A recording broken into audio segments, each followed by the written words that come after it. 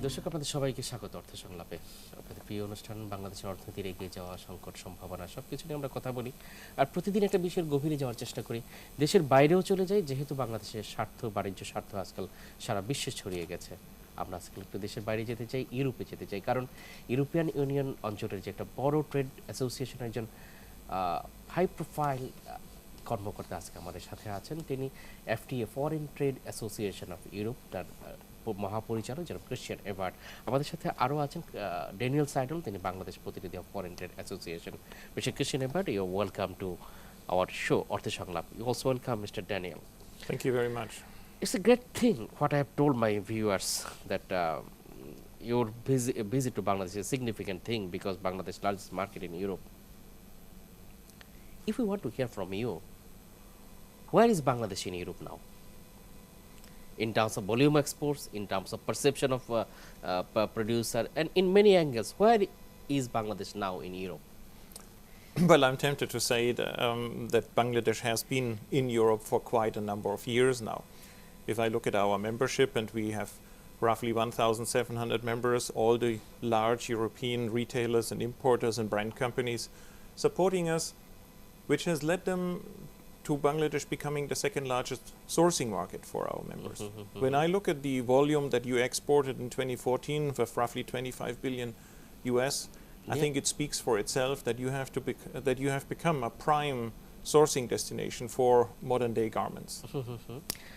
And if you compare 10 years back, Bangladesh has been in Europe for more than 20 years, I think. The first market was USA. If you compare the 10 years back Bangladesh and now Bangladesh, how we can compare this? I think you have gone through tremendous development and tremendous positive development in terms of when you look at the production, at the skill set, the capabilities that your entrepreneurs have developed, but then also on the other side when it comes to social and environmental developments.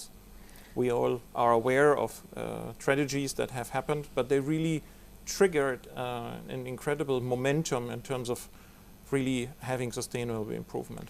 If you allow me, I will take the answer of the same question from Mr. Daniel, because he is here for many years. Where is Bangladesh now?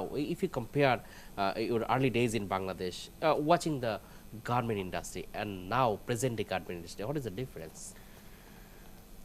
Well, I can tell you that Bangladesh is a success story, because Bangladesh is not only resilient, it is a country with a lot of optimism, and Bangladesh has proven to be very flexible.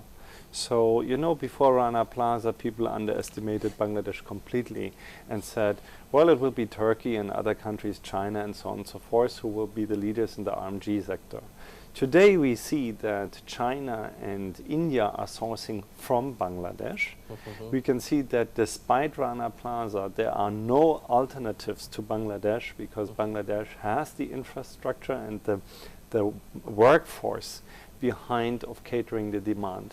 And I just want to say, people are arguing about many things in Bangladesh, but what we can see is that at the moment the democracy, the demand, and you can also say the demography is speaking absolutely for Bangladesh. You have the workforce, but we need to improve, especially in capacity building. That is also one thing the Foreign Trade Association and BSCI are considering.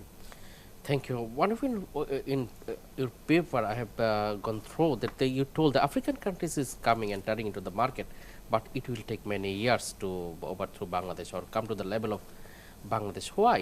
Where you find the strength of Bangladesh? Where you find the strength of Bangladesh, real strength of Bangladesh? Well, you have a sort of inexpensive but highly skilled workforce. Your entrepreneurs have understood to establish, let's say, the right relationships with European and American buyers, and on that basis you will have all the opportunity to further grow. When Daniel mentioned China already. I mean, we all know China is still by far the largest sort of garment manufacturer and exporter globally, but their sort of development in terms of salary increases will make it more difficult for them to compete in the marketplace. Take Ethiopia, take Africa in general. Ethiopia only accounts for roughly 10% of what Bangladesh produces today. Yeah. And when I look at the predictions for Bangladesh over the next 4 to 5 years, I hear numbers of 45 billion, 50 billion, even if it may not just be exactly those numbers, but only 40, I think we will see a continuation of the success story.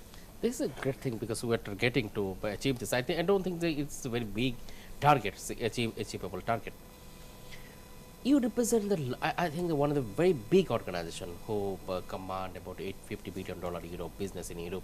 I think they command the major portion of business from Bangladesh to Europe also, if we calculate. What is their perception, your members' perception about Bangladesh? What is their observation and very fresh, recent days observation about Bangladesh? I would say in general it's a positive one. They are obviously, following Rana Plaza, as we mentioned earlier before, there was skepticism. There was fear, what does it mean? What is the situation really on the ground? But I think the combined efforts taken by a number of NGOs and initiatives to really support, not walk away and say, oh my God, we cannot work here, but say, we want to work here, we want to help, we want to reach out. I think this is the right solution. So in summary, once again, I think it's a positive impression. People are coming here. Order volumes are growing. I mean, you can still see that exports and RMG related products are going up. I think this is a very clear, bold statement. What we always monitor. Media has their own interpretation. Media always tell their in own way. If you, I want to have your reports and your conclusion about Bangladesh in the past couple of years. After the Rana Plaza independence, where have achieved Bangladesh? What is the position of Bangladesh in terms of compliance and other advancement? Okay, when you refer to Rana Plaza as obviously building safety, constructural issues, we have two initiatives on the ground here with the Alliance and the Accord, and I think together with the national plan of the Bangladeshi government, they have done excellent work so far. Mr. Daniel, I think you have much more experience in Bangladesh because staying here. What is your observation, advancement of the industry realistically after Rana Plaza? First of all, Bangladesh has been always underestimated as a sourcing hub. And when the people ask me about Bangladesh, I say it is a manufacturing hub. And it will be a manufacturing hub not only in Asia, it will be a manufacturing hub for the world. And I think very important nowadays to talk about, and especially about the recent incidents with foreigners. The foreigners feel usually, or have been always feeling very safe in this country. You are very friendly and you treat foreigners as guests. And I think the cooperation between foreigners and locals can't be better.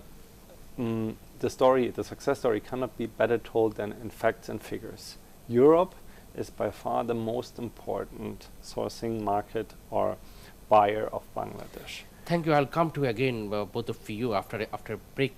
প্রিয় দর্শক, আমাদের সাথে আছেন Christian avert, তিনি foreign trade association your সবচেয়ে largest organisation যারা retail যেটি command করে। আমাদের সাথে ড্যানিয়েল সারিল আছেন, যিনি বাংলাদেশের প্রতিনিধি FTA। তাদের সাথে আপনার আরও শুনতে হবে তবে একটি বিরতির পর।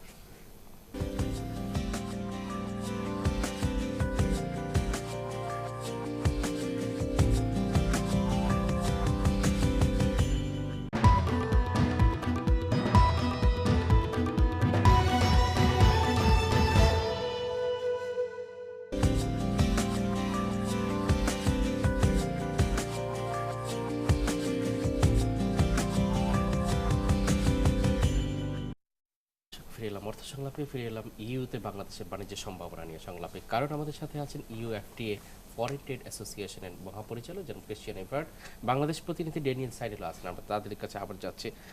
Mr. Evert, before the break, Daniel pointed out a question about in many developing countries, sometimes many accidents or incidents make panic.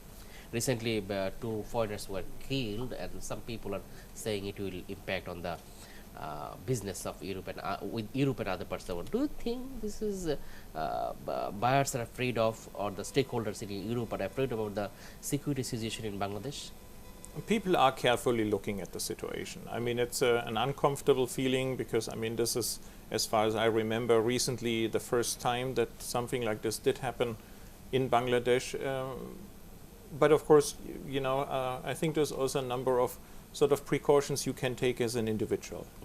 And, you know, obviously we also discussed the question whether we would, you know, whether we should have the trip, whether we should do our event because of the heightened security. But I felt positive, I felt comfortable in doing it, and I'm personally not afraid that it will have a negative impact. You will have a bit more sort of scrutiny and people will pay attention to the situation locally, but I also understand that the government itself is really taking all possible efforts to really bring to light what was the real reason and who is behind.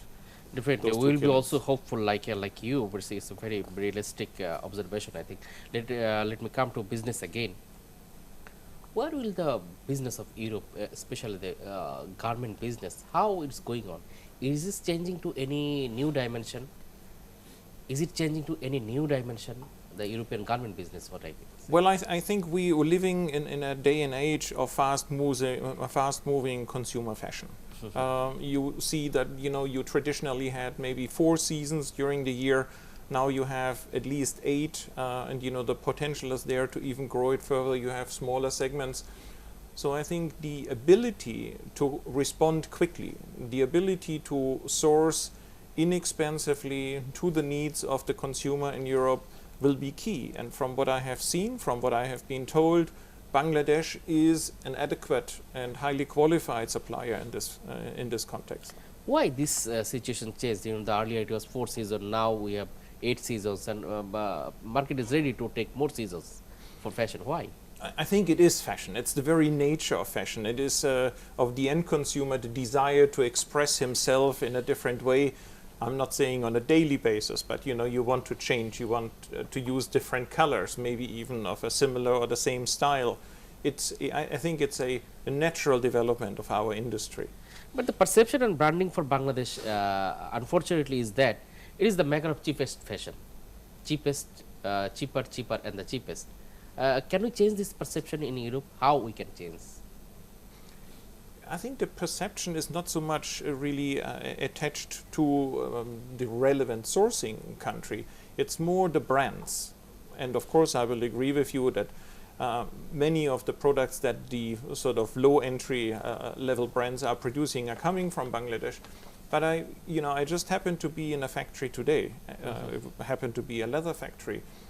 And I saw absolutely fantastic high quality goods, really in maybe not the high end, but for sure a high medium segment. So the capabilities are here. And I'm personally convinced that we will see a direction taking place that you step by step will move into higher quality fashion. I should go to Daniel again. Daniel, I think you have visited more factories than Mr. Evert because you are here already. Our capacity has increased. It is true. Do you think that we can seek more attention from Europe for new attention? I think the fresh attention about the new capacity of Bangladesh. Well, the key question is what kind of attention does Bangladesh want to seek, and where do we want to position ourselves? You see, and it's also a matter of transparency. Brands nowadays cannot hide anymore where they're sourcing from. Consumers want to know where is the product coming from, are you taking care of the environment, how is the supply chain, and so on and so forth. And I think that's very helpful, and the FTA is doing a great job in this to promote Bangladesh in a proper way, but that means also that the expectations we are creating are fulfilled. And in order to fulfill the expectations in Bangladesh, you need entrepreneurs with the right mindset. How do I treat my workers? Do I pay them properly? Is there any capacity building? Do I invest in middle management? How do I run my company with a stake of ownership and responsibility? And these are the key questions of the future which need to be answered. I should come to again, Mr. Evert. You know, let me put attention to the compliance. It's a very talked about issue in Bangladesh. We have reports from Ekattor, we have reports from Alliance, and media always put attention to that reports. What is the reports from FTA? Definitely you have some reports, you collect your own reports, you make your own reports about the development of compliance in Bangladesh. What is the report? We today run the world's largest compliance program, and we call it the Business Social Compliance Initiative, Yeah. which we recently upgraded to what we call BSCI 2.0, and primarily covers social aspects, starting from child labor over compensation, working hours, discrimination, and other relevant areas, in total 10 performance areas. The important aspect here is really, in order to promote a country, in order to promote a sourcing market, compliance with those minimum criteria are essential. And we are not imposing any kind of beyond the law requirements. It's actually the majority of the aspects that we are investigating or that we are monitoring against actually meet with Bangladeshi labor law in the first place. One thing, the compliance, there is a complaints from the entrepreneurs that different retailers seek different sorts of compliance. It makes sometimes difficult to implement compliance. What is your observation about their complaint? This is actually a very good point that you're raising this. And two comments here. One is, we are currently in the process of merging with a French initiative called Clause Sociale, Initiative Clause Sociale, which really means that we will be eliminating one standard. So we are combining both, we'll make it easier for factories, we will reduce the number of audits in this respect. On the other side, it's our growth, it's the size of our organization. For example, every new member that joins FTA, we have an existing overlap of 15 to